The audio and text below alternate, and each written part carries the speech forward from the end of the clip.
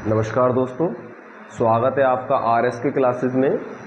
जैसा कि पुलिस परीक्षा 19 अगस्त के बाद आपके कभी भी हो सकती है, इसी संबंध में जो हमारी क्लास की मांग थी कि सर आप पुलिस से संबंधित केस स्टडियों कराइए, तो उसी के लिए मैंने एक छोटा सा प्रयास करने की कोशिश कर रहा हूँ। और मेरा पूरा प्रयास ये रहेगा कि आप क्वेश्चन को ठीक तरीके से टैकल कर पाएँ, क्योंकि पेपर थोड़ा लेंदी बना दिया गया है इस बार। हो सकता है इस बार भी लेंदी पेपर आए, तो बच्चों को पढ़ने में दिक्कत हो जाती है और वह इन क्वेश्चनों को नहीं कर पाते हैं और समय ही नहीं बच पाता है, या हो सकता है 150 क्वेश्चनों पर वो डोल ही ना पाएँ। तो मेरा पूरा प्रयास ये रहेगा कि यदि आपको क्वेश्चन के 2-3 वर्ड भी पता हो तो आप उस क्वेश्चन को आसानी से कर पाएंगे।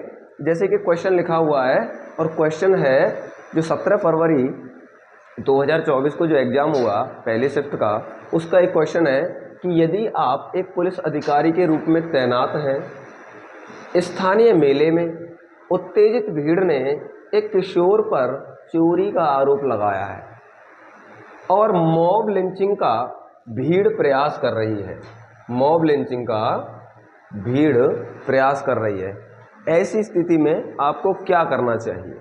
तो पहला कहता है भाई, पहला जो ऑप्शन ए है कि निष्पक्ष सुनवाई सुनिश्चित करने के लिए किशोर को बचाना चाहिए और भीड़ को तितर बितर करना चाहिए।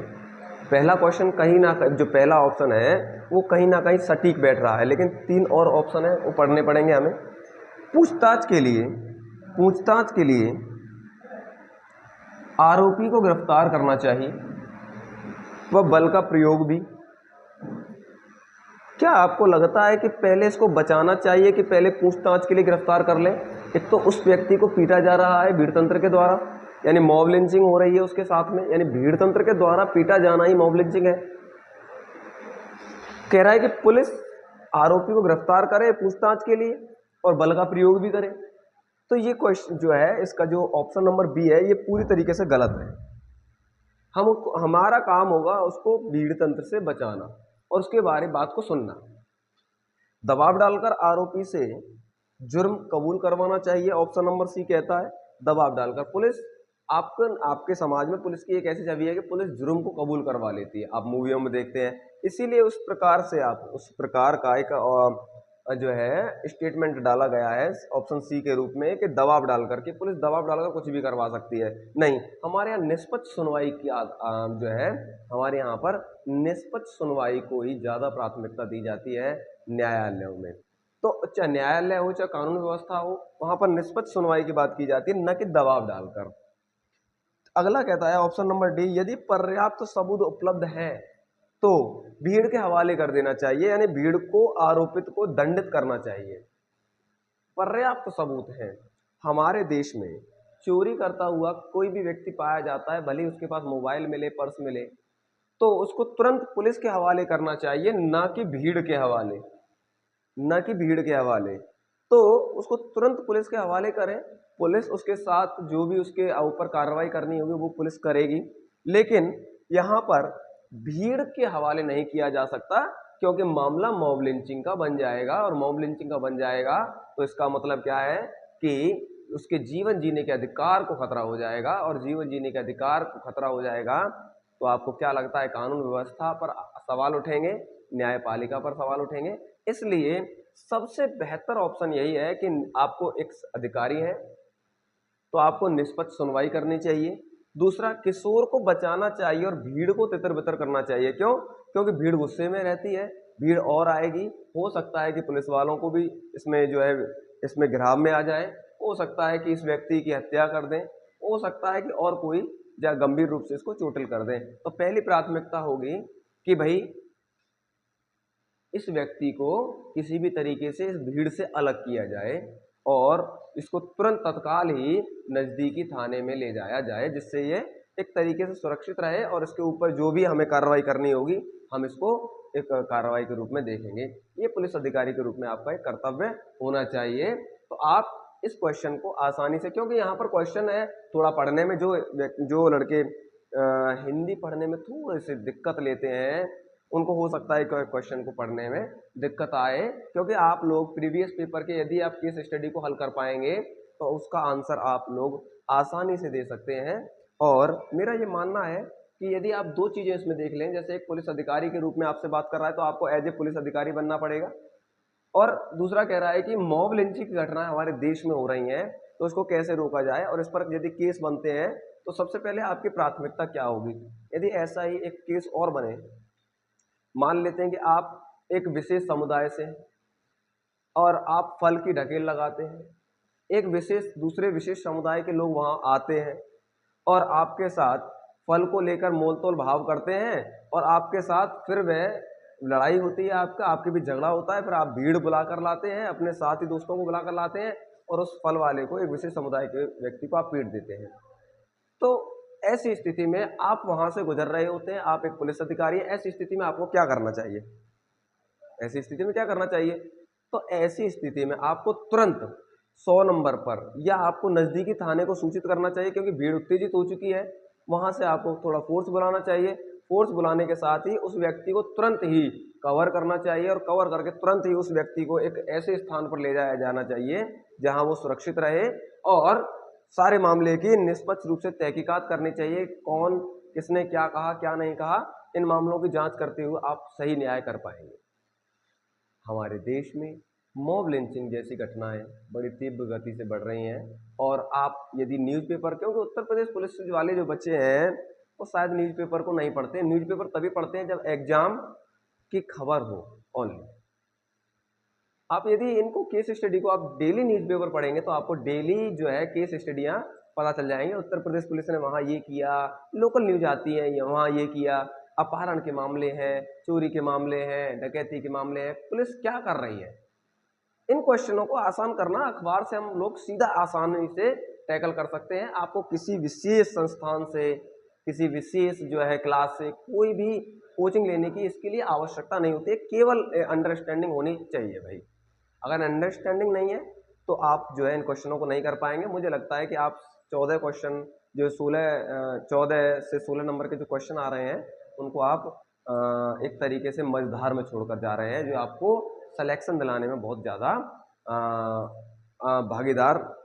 भागीदारी निभा सकते हैं आपके लिए। ठीक है, तो इतना इसको देखते हैं। नेक्स्ट क्वेश्चन दूसरा प्रश्न जो पूछा गया है आपका इसी शिफ्ट में ये है कि आप एक पुलिस अधिकारी के रूप में तैनात हैं, आपको आगामी स्थानीय निकाय चुनाव को हिंसक रूप से बाधित करने की विश्वसनीय सूचना प्राप्त होती है, तो आपको क्या करना चाहिए? फिर दोबारा से एक बार क्वेश्चन देखें।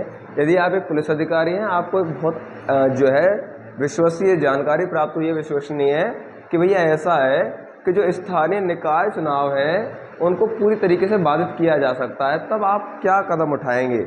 आपके पास क्या ऑप्शन है आपके पास कदम उठाने के लिए? और आप जो है एक पुलिस अधिकारी हैं, ऐसी स्थिति में आप क्या कदम उठा सकते हैं? तो पहला ऑप्शन दिया है कि तोड़फोड़ से बचने के लिए निवारक नज़रबंदी की कार्रवाई करनी चाहिए। भाई, तोड़फोड़ से बचने के लिए निवारक नज़रबंदी, क्या मतलब है इसका? निवारक नज़रबंदी का मतलब है कि भैया ऐसा है कि जो बड़े नेता हैं या कोई भी बड़ा लीडर है उस क्षेत्र का, उसको उसके घर में कैद कर दिया जाए, ये एक निवारक नज़रबंदी है। दूसरी बात क्या है, दूसरा ऑप्शन कहता है, ये जो ऑप्शन है तोड़फोड़ से बचने के लिए, आपसे पूछा क्या जा रहा है कि सूचना प्राप्त हुई है, अभी तोड़फोड़ तो नहीं हुई, तो तोड़फोड़ से बचने के लिए निवारक नज़रबंदी कानून के माध्यम से या निवारक नज़रबंदी की कार्रवाई करनी चाहिए। नहीं, ऑप्शन ये उचित नहीं है भाई, ये ऑप्शन उचित नहीं है। क्यों? क्योंकि तोड़फोड़ से बच रहे हैं। अभी हमें सूचना प्राप्त हुई है, हम तुरंत, और हमारे देश में स्वतंत्र चुनावों का आयोजन किया जाता है, चाहे स्थानीय निकाय के चुनाव हो, चाहे विधानसभा के चुनाव हो, चाहे लोकसभा के चुनाव हो, तो हमारे देश में स्वतंत्र या निष्पक्ष चुनावों का आयोजन किया जाता है। इसलिए तोड़फोड़ से बचने के लिए हम नज़रबंदी नहीं कर सकते, किसी के वोट के अधिकार को हम नहीं रोक सकते, लेकिन अगर परिस्थिति दूसरी हो तो वहाँ उसको किया जा सकता है। लेकिन यहाँ परिस्थिति दूसरी है, हमें किसी भी हालत में जो है निवारक नज़रबंदी का मामला नहीं लागू करना है। चुनाव प्रक्रिया को स्थगित करने की सिफारिश करनी चाहिए। क्या पुलिस कहेगी कि चुनावों को स्थगित कर दिया जाए? क्या दंगा हो गया है? क्या दंगा हो गया? सूचना प्राप्त हुई है ना, सूचना प्राप्त हुई है और आपने रिपोर्ट एक भेज दी है बनाकर कि भाई ऐसा है कि आप चुनावों की प्रक्रिया को जो है स्थगित कर दीजिए। नहीं, ऐसा नहीं कर सकते। क्या हम इतने सक्षम नहीं है कि स्थानीय निकाय चुनावों को भी आयोजित करा पाएं? क्या हमारे देश में ऐसी स्थितियां बन गई हैं? तो ऐसी स्थितियां नहीं बनी हैं अभी, केवल सूचना प्राप्त हुई है, तो चुनाव प्रक्रिया को स्थगित नहीं किया जा सकता। क्योंकि यदि चुनाव प्रक्रिया को स्थगित करेंगे हम लोग तो हमारे पूरे राज्य के जो स्थानीय चुनाव हैं उनका एक बैलेंस बिगड़ सकता है, और इसके लिए हम और एक दूसरा ऑप्शन देखेंगे तो ये ऑप्शन भी इसका नहीं होगा। संवेदनशील क्षेत्रों में सहायक संवर्धन जुटाना, ये ठीक लगता है ऑप्शन। क्यों ना ऐसा किया जाए कि पूरे राज्य के चुनावों को बिल्कुल स्थगित कर दें? नहीं, ऐसा नहीं कर सकते। मान लो कि कोई संवेदनशील क्षेत्र है, कोई भी संवेदनशील क्षेत्र है, तो हम क्या करेंगे, उनको चिन्हित कर लेंगे। उनको हम चिन्हित कर लेंगे और चिन्हित करने के साथ ही उन पर जो है हम फोर्स का जमावड़ा कर देंगे। मान लो कोई हिंसा, पहले कोई केंद्र रहा जहाँ पहले हिंसा हुई, या आप भी जब कभी चुनाव देखते हो अपने गाँव में या अपने शहरों में आप चुनाव देखते हो, या किसी बूथ को क्या पहले भी किसी बूथ पर लड़ाई हुई थी तो देखा क्या जाता है कि अगली बार थोड़े से पुलिस वाले जो है ज़्यादा बढ़ जाते हैं। तो ऐसे संवेदनशील क्षेत्रों को हमें टैकल करना चाहिए, चिन्हित करना चाहिए और अधिक पुलिस बल जुटाना चाहिए। कह रहे हैं ना, सहायक संवर्धन, अधिक पुलिस बल जो हमें जुटाना चाहिए। ये ऑप्शन कहीं ना कहीं तक हमें जो है सही लगता है। अभी इसको हम छोड़ रहे हैं, लेकिन नीचे देखते हैं हम लोग कि नीचे वाला ऑप्शन भी क्या कह रहा है। राजनीतिक अभियान कार्यक्रमों पर प्रतिबंध लगाना चाहिए। राजनीतिक अभियान कार्यक्रम पर हिंसक सूचना की, हमें केवल हिंसा होने की सूचना मिली है, ऐसी स्थिति में क्या चुनाव प्रचार को रोका जाना चाहिए? जबकि ऐसी कोई ऊपर बात नहीं कही गई है या दंगा नहीं हुआ है, सूचना मिली है, तो अभियानों पर प्रतिबंध लगाया जाना चाहिए। एक्सट्रीम वर्ड है भाई, प्रतिबंध लगाना चाहिए। नहीं, हम नहीं लगा सकते प्रतिबंध, है ना। कौन काम करेगा? वो राज्य का चुनाव आयोग काम करेगा, जो राजनीतिक सभाओं पर या कार्यक्रमों पर प्रतिबंध लगाएंगे। हम नहीं लगा सकते प्रतिबंध। हमारा काम है राज्य की कानून व्यवस्था को सुदृढ़ बनाए रखना। एक पुलिस अधिकारी के रूप में राज्य में कहीं भी हिंसा ना हो, हमारी जिम्मेदारी बनती है कहीं भी राज्य में हिंसा ना हो, शांतिपूर्वक चुनाव हो। इसीलिए कई बार आपने देखा होगा जो उत्तर प्रदेश के डीजीपी होते हैं वो कहते हैं कि हम स्थानीय निकाय चुनावों में बेहतर तरीके से काम करने के तत्पर हैं और पूरे चुनावों को हम शांतिपूर्वक तरीके से कराएंगे। और क्योंकि इनको जो है चुनाव आयोग को रिपोर्ट देनी पड़ती है, और कह रहा है कि इनको प्रतिबंधित करना चाहिए सभाओं को। भाई सभाओं को क्यों प्रतिबंधित करने? प्रचार करने का आजादी। भाई स्वतंत्र रूप से हम बोल सकते हैं, जा सकते हैं, और संस्थाएं हम पर क्या करें, हम हमारी सभाओं को प्रतिबंधित कर दें, राजनीतिक अभियानों को हम नहीं कर सकते। पुलिस नहीं कर सकती इस काम को। इस काम को कौन करेगा? चुनाव आयोग करेगा। तो क्वेश्चन ये जो ऑप्शन है बिल्कुल गलत हो जाता है कि राजनीतिक अभियान कार्यक्रमों में प्रतिबंध लगाना चाहिए। हम नहीं, पुलिस अधिकारी के रूप में आपका ये कर्तव्य नहीं होगा। आपका कर्तव्य ये होगा कि आप विभिन्न थानों से जाकर कोऑर्डिनेशन बनाएं, उन संवेदनशील क्षेत्रों की पहचान करें, उन क्षेत्रों में अधिक पुलिस बल लगाएं और लोगों में जन प्रचार करें और वोट डालें। आपको कोई भय नहीं है। आप अपील कर सकते हैं लोगों से कि आपको कोई भय नहीं है। जैसे कि एक और ऐसा कैसा क्वेश्चन बन सकता है, मान लेते हैं कि आप एक पुलिस अधिकारी के रूप में तैनात हैं, आपको पता चला है कि एक विशेष समुदाय के क्षेत्र में आपको जाना है और आपको ऐसी जानकारी मिली है कि यहाँ इनलीगल गतिविधियां होती हैं, और इनलीगल गतिविधियां यहाँ पर कैसी, जुआ, शराब, कच्ची शराब बनाना, ऐसी इनलीगल गतिविधियां हो रही हैं। आप जाते हैं, आपको सूचना मिलती है कि भाई पहले भी पुलिस अधिकारियों को इस गांव में पीटा गया था, तो ऐसी स्थिति में आप क्या करेंगे? ऐसी स्थिति में आप क्या कर सकते हैं? तो आपको पहले, सबसे पहले उस सूचना के बारे में पुख्ता जानकारी लगाए। यानी जो भी आपको सूचना प्राप्त हुई है, सबसे पहले यह कंफर्म होना चाहिए कि भाई जो सूचना है वो सही है कि नहीं है। दूसरी बात, उस स्थान को किसी भी प्रकार से अपने सहयोगियों के बल से या अपने जो भी गुप्तचर हैं उनके सहयोग से उस स्थान का पता लगाया जाना चाहिए, और यह भी जानकारी होनी चाहिए कि वहाँ कितने लोग हैं जो वहाँ पर इनलीगल गतिविधियां कर रहे हैं, क्योंकि जो भी इनलीगल गतिविधि करता है उसके पास हथियार हो सकते हैं। तो पुलिस को हथियारों को भी देखना होता है, इनलीगल क्षेत्र को भी देखना होता है, यह भी देखना होता है कितने लोग हैं, और साथ ही पुलिस को अब यदि कार्रवाई करनी है तो साथ ही पुलिस को कई 2-3 थानों के आसपास के 2-3 थानों की सूचित करना चाहिए और पुख्ता कठोर कार्रवाई करते हुए और सबसे पहले उनको चारों तरफ से घेर कर उनको साथ ही ऐलान करना चाहिए कि आप चारों तरफ से घिर चुके हैं और आप अपने अगर यदि आपके पास कोई हथियार है तो उसको डाल दें। आपसे कुछ नहीं कहा जाएगा, आप सीधे आप पुलिस को अपने आप को पुलिस के हवाले गिरफ्तार कर दीजिए। इस तरीके से हो सकता है आप सीधे कार्रवाई करेंगे तो हो सकता है पुलिस के जवानों को क्षति हो जाए, क्योंकि इन लोगों के पास में हथियार हो सकते हैं। यदि आप पुलिस अधिकारी के रूप में है तो आपको कोऑर्डिनेशन बनाकर चलना पड़ेगा, सहायता लेनी पड़ेगी, विभिन्न थानों को आपको सूचित करना पड़ेगा, यहाँ तक कि आपको अपने अपर अधिकारियों को भी सूचित करना पड़ेगा। चलिए एक केस और देख लेते हैं, छोटा सा ही केस है।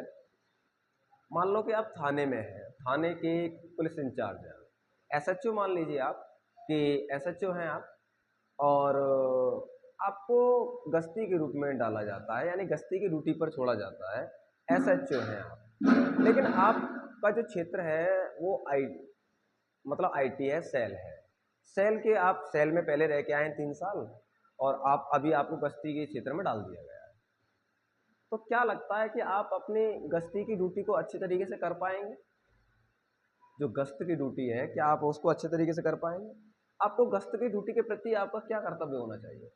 पहली बात, हमारा कर्तव्य ये होना चाहिए कि हम पुलिस विभाग में हैं और हमारा कर्तव्य है किसी भी प्रकार की ड्यूटी हमें मिले हम उसको पूरी तरीके से निर्वाह करें। तो कई तरीके से, जैसे आपसे कुछ लोग आपसे ये भी कह सकते हैं कि भाई ऐसा है कि आप यार आईटी सेल में थे, वहाँ बहुत अच्छी आते थे मज़े, आपको छोड़ देना चाहिए, आपको वहीं वापस पहुँच देना चाहिए। आपकी उनके प्रति क्या प्रतिक्रिया होगी? तो आपकी प्रतिक्रिया ये होनी चाहिए, मुझे किसी भी प्रकार की ड्यूटी का वाहन दिया जाएगा या किसी भी प्रकार की ड्यूटी दी जाएगी, मैं उसको अपनी पूरी निष्पक्षता से करूँगा। हमसे यही, यानी कि आप जब पुलिस में जा रहे हैं तो आप पुलिस में जब जा रहे हैं तो आपको क्या करना चाहिए पुलिस के लिए? पुलिस के प्रति आपका क्या कर्तव्य होना चाहिए? अपनी ड्यूटी के प्रति क्या कर्तव्य होना चाहिए? इन चीज़ों को इन केस स्टडी में सिखाया जाता है। और केस स्टडी बन सकती है, विभिन्न मुद्दों पर केस स्टडी बन सकती है। कोई अपहरण का मामला या साइबर फ्रॉड का मामला आपके सामने आ सकता है। मान लो साइबर फ्रॉड का कोई मामला आ गया आपके सामने, तब आप ऐसी स्थिति में क्या करेंगे? कोई एक व्यक्ति है और माना जाता है कि उसके 10,000 रुपये उसके खाते से लगातार कट रहे हैं, 10-10 हज़ार रुपये 4 बार कट चुके हैं।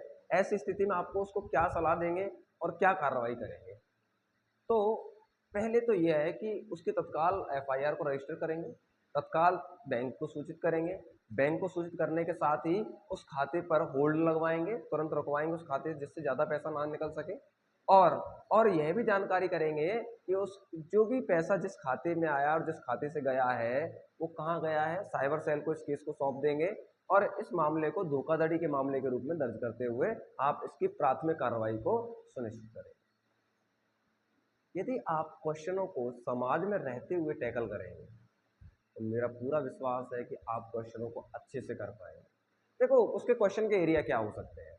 उसका क्वेश्चन का एरिया निकाय चुनाव हो सकता है, उसका बहुधार्मिक क्षेत्र हो सकते हैं, उसके जो है जैसे कि अब कावड़ यात्रा चल रही है, भी एक पुलिस केस है, पुलिस के सामने चुनौती है, कावड़ यात्रा को कैसे टैकल किया जाए, कावड़ यात्रा के लिए क्या सुरक्षा के प्रावधान किए जाएं, उन चित्रों को चिन्हित कर रही है ना सरकार, उन चित्रों को चिन्हित कर रही है पुलिस की, भाई कैसे काम करेंगे, इस रूट पर क्या होगा, रूट का वहाँ से लेकर हरिद्वार से लेकर जो भी रूट होगा जहाँ भी ये लोग जाना चाहेंगे वहाँ तक उनके लिए क्या सुरक्षा के प्रावधान किए जा रहे हैं, और विशेष धार्मिक इलाकों में क्या है तो सामंजस्य के कैसे किए जाएंगे। ये देखो, ये जो सामान्य चीज़ें हैं, जो भी केस स्टडी पूछ रहा है वो न्यूज़पेपर की कटिंग से पूछता है। एग्जामिनर के पास इतना समय नहीं है कि वो कोई किताब देखेगा और बनाएगा, उसके दिमाग में क्वेश्चन बने हुए हैं, वो पुलिस विभाग से ही होता है या किसी विश्वविद्यालय से प्रोफेसर होता है जिन केस स्टडी पर बात करता है, मानसिक अभिरुचि वाला एक प्रोफेसर हो सकता है। तो मुझे लगता है कि आप लोग अच्छे से प्रीवियस जो क्वेश्चन है उनको देख लीजिए आप लोग। यदि आप उनमें से लगा पा रहे हैं सारे के सारे क्वेश्चन तो कोई दिक्कत ही नहीं है, यदि नहीं लगा पा रहे तो उनका अभ्यास कर लें आप। और मेरा मानना यह है कि यहाँ से आपको क्वेश्चन बन जाएंगे। तो हम नेक्स्ट सेशन में बात करेंगे, अभी थोड़ा समय का अभाव है। धन्यवाद।